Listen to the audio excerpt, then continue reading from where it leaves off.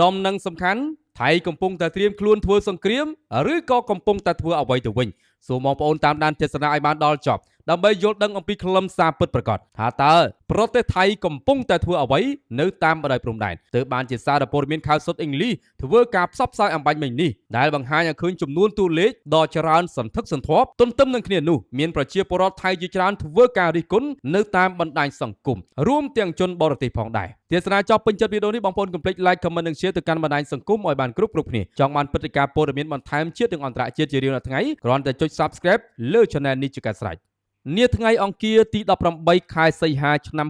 2026នេះយោងតាមការចុះផ្សាយរបស់សារព័ត៌មានថៃข่าวសុទ្ធអេងលីសរដ្ឋបាលនៃទីស្តីការគណៈរដ្ឋមន្ត្រីថៃបានអនុម័តកញ្ចប់ថវិកាសង្គ្រោះបន្ទាន់ចំនួន 433.5 លានបាតដើម្បីពង្រឹងការត្រៀមខ្លួននៅតាមបណ្ដោយព្រំដែននៃខេត្តចំនួន 7 ដែលជាប់ព្រំប្រទល់ជាមួយនឹងប្រទេសកម្ពុជានៅក្នុងកញ្ចប់ថវិការាប់រយលានបាតនេះរដ្ឋាភិបាលថៃបានគ្រោងចំណាយថវិកាចំនួន361 លានបាតដើម្បីសាងសង់ជម្រកសុវត្ថិភាពនិងបាំងខឺក្រោមដីចំនួន 1669 កន្លែងព្រមទាំងចំណាយថវិកាចំនួន 22.88 លានបាតលើការដំឡើងប៉មបំពង់សម្លេងតាមភូមិចំនួន 143 កន្លែងនិង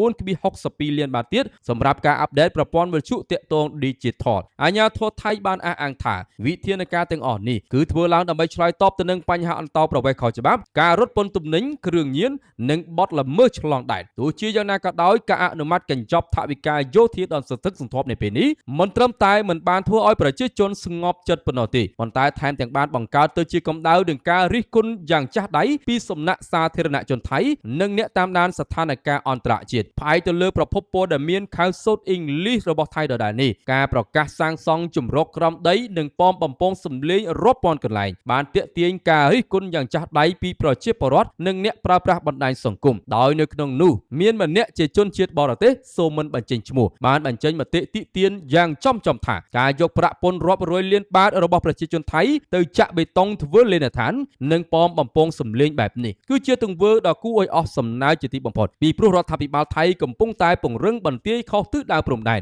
លោកបន្តថារដ្ឋាភិបាលថៃកំពុងតែចំណាយលុយយ៉ាងច្រើនសន្ធឹកសន្ធាប់ដើម្បីធ្វើជាសម្ដែងថាកម្ពុជាគឺជាអ្នកគំរាមកំហែងដ៏ធ្ងន់ធ្ងរទៅដល់អស្ថិរភាពរបស់ខ្លួនដោយមើលរំលងអំពីវិបត្តិពិតប្រាកដដែលកំពុងតែកើតឡើងជាក់ស្ដែងប្រជាពលរដ្ឋបានស្ដីបន្ទោសថាវាគឺជាយុទ្ធសាស្ត្រដ៏ប្លែកខុសគេដែលយកថវិកាមហាសាលទៅចាក់ចោលនៅតាមព្រំដែនដែលមិនមែនជាប្រភពនៃអស្ថិរភាពខណៈដែលបញ្ហាចោរកម្មឆ្លងដែនជួញដូរមនុស្សបណ្ដាញ scam ស៊ីដាច់លុយតាមប្រព័ន្ធអនឡាញនិងវិបត្តិផ្ទៃក្នុងប្រទេសបែរជាគ្មានថវិកាគ្រប់គ្រាន់ដើម្បីដោះស្រាយទៅវិញនៅក្នុងប្រអប់មតិយោបល់នៃសារព័ត៌មានข่าวសុទ្ធអេងលីសដដែលនេះប្រជាពលរដ្ឋនិងអ្នកវិភាគជាច្រើនបានបន្ថែមទៀតថាជំនួសឲ្យការដោះស្រាយការគំរាមកំហែងប្រចាំថ្ងៃដែលប្រជាពលរដ្ឋថៃកំពុងតែជួបប្រទះអាជ្ញាធររដ្ឋបែរជាសម្រេចចិត្តថាអ្វីដែលអ្នកបងប្អូនត្រូវការខ្លាំងបំផុតនាពេលនេះគឺការលេងល្បែងការពារជនស៊ីវិលដូចជាសម័យសង្គ្រាមត្រជាក់នៅឯតំបន់ព្រំដែនដ៏ស្ងប់ស្ងាត់នោះទៅវិញការរិះគន់សង្កត់ធ្ងន់ថា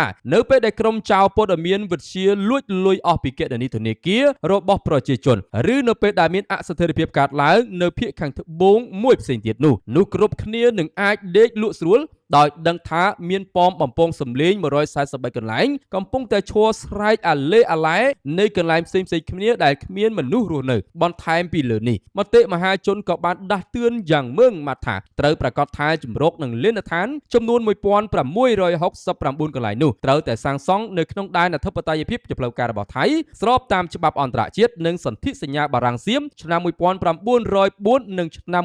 1907ជាដាច់ខាតមិនត្រូវរំលោភបំពានលើដែនអធិបតេយ្យភាពរបស់ប្រទេសកម្ពុជាឡើយប្រភពសារព័ត៌មានข่าวសុទ្ធអេងលីសបានបន្តបង្ហាញមតិរិះគន់ជាផ្លូវច្បាប់ថារាល់ការសាងសង់ទាំងឡាយណាដែលធ្វើឡើងនៅលើដីដែលទន្ទ្រានឬក៏កាន់កាប់ដោយខុសច្បាប់គឺត្រូវតែចាត់ទុកជាមោឃៈទាំងស្រុងផ្អែកតាមសាលដីកាតុលាការយុត្តិធម៌អន្តរជាតិ ICJ ឆ្នាំ1962និងឆ្នាំ2013គម្រោងសាងសង់ដោយឯកតោភាគីរបស់ថៃនឹងមិនអាចលុបបំបាត់ឬក៏កែប្រែប្រវត្តិសាស្ត្រនៃកិច្ចព្រមព្រៀងព្រំដែនអន្តរជាតិដែល ដែលមានព្រៀបបានឡើយសារព័ត៌មានបានដកស្រង់សំណួរចោទសួរយ៉ាងក្តៅកគុកពីសាធារណជនថាហេតុអ្វីបានជាថៃតែងតែត្រៀមខ្លួនធ្វើសង្គ្រាមជាជាងការបង្កើតសន្តិភាពខណៈដែលកម្ពុជាកំពុងតែជំរុញឲ្យថៃគោរពច្បាប់និងដោះស្រាយបញ្ហាដោយសន្តិវិធីដោយមានការគ្រប់គ្រងពីប្រទេសចិនសហរដ្ឋអាមេរិកនិងអាស៊ានផងដែរមហាជនបានអំពាវនាវឲ្យរដ្ឋាភិបាលរបស់ថៃរស់នៅឲ្យសមស្របទៅតាមកិច្ចព្រមព្រៀងដែលខ្លួនបានចុះហត្ថលេខាកុំសម្ញែងដោយប្រើប្រាស់កម្លាំងបាយនិងរៀនធ្វើខ្លួនជាប្រទេសដែលមានការទទួលខុសត្រូវពីព្រោះនៅក្រៅប្រទេសថៃគ្មាននរណាម្នាក់មើលឃើញទង្វើនេះជាងភាពរឹងមាំឬក៏ភាពក្លាហាននោះឡើយឆ្លើយតបទៅនឹងសកម្មភាពយោធារបស់ថៃតាមរយៈកាសែតខៅសុតអ៊ីងលីសមតិសាធារណៈបានលើកឡើងដោយឌឺដងនិងចំអកលក់លើយដល់ថៃថាខ្ញុំពិតជាកោតសរសើរចំពោះកងទ័ពនិងរដ្ឋាភិបាលរបស់ថៃណាស់ដែលពូកែខាងចំណាយប្រាក់ពន្ធរបស់ប្រជាពលរដ្ឋយ៉ាងខ្ជិលខ្ជាយដែលប្រកាសជាមានអំពើពុករលួយនៅពីខាងក្រោយខ្នងជាមិនខានមហាជនបានចោទសួរថាដោយសារតែថៃមានអំណាចយោធាដ៏មហិមាទាំងជើងគោកជើងអាកាសនិងជើងទឹកតើលេនដ្ឋាននិងជំរកទាំងអស់នោះសាងសង់ដើម្បីធ្វើអ្វីឲ្យប្រកាសពីព្រោះថៃខ្លួនឯងធ្លាប់បានអួតអាងថាអាចវាយប្រហារដល់រាជធានីភ្នំពេញនៅក្នុងរយៈពេលត្រឹមតែប៉ុន្មានម៉ោងប៉ុណ្ណោះជាមួយគ្នានេះសារព័ត៌មានក៏បានដកស្រង់ការផ្ញើសារទៅកាន់ប្រជាពលរដ្ឋថៃថាពួកគេហាក់បីដូចជាមិនខ្វល់ខ្វាយហើយនៅតែបន្តគ្រប់គ្រងអំពើពុករលួយនេះខណៈដែលនៅពេលឆាប់ខាងមុខនេះរដ្ឋាភិបាលនឹងចាប់ផ្ដើមខ្ចីលុយគេបន្ថែមហើយយកថវិកាទាំងអស់នោះចូលហោប៉ៅផ្ទាល់ខ្លួនដោយទុកឲ្យអ្នកបងប្អូនថៃជាអ្នកធ្វើការសងបំណុលជំនួសបងប្អូនប្រិយមិត្តទស្សនិកជនជាទីគោរពរាប់អានបើយើងវិភាគឲ្យបានលម្អិតទៅលើកញ្ចប់ថវិកានិងប្រតិបត្តិការសាធារណៈការដែលរដ្ឋាភិបាលថៃប្រញាប់ប្រញាល់ទម្លាក់ថវិកាជាង433លានបាតទៅសាងសង់ជំរកយោធានៅតាមតំបន់ព្រំដែនកម្ពុជាគឺជាការបង្កើតរូបភាពសង្គ្រាមសិប្បនិម្មិតដើម្បីបង្វែរដានអំពីវិបត្តិផ្ទៃក្នុងនិងអំពើពុករលួយការរិះគន់យ៉ាងចាស់ដៃពីសំណាក់ប្រជាពលរដ្ឋថៃ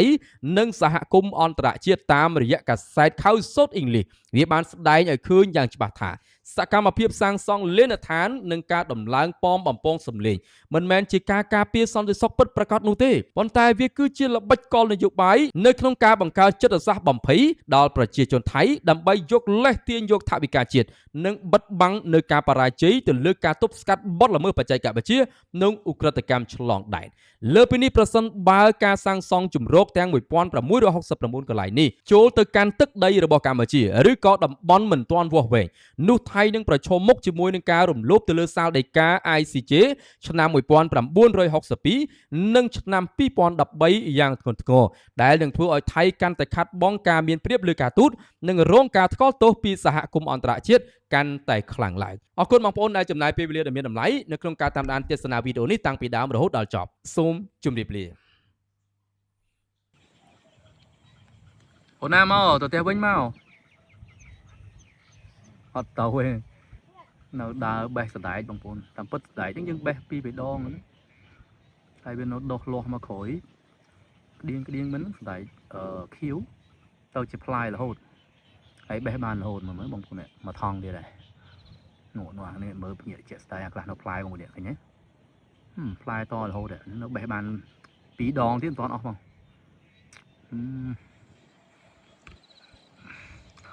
តឡងដោតចោលសោះនឹងល្អបាទយប់ហើយថ្ងៃលិចហើយម៉ោង6ហើយបងប្អូន6ជាងហ្នឹងមិនទាន់បានដាំហ្នឹងយកមកវិញផ្ទះទៀតបាទកូន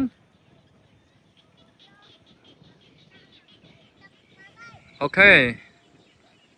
ផ្លែស្ដែកនេះសិតផ្លែបងប្អូនណា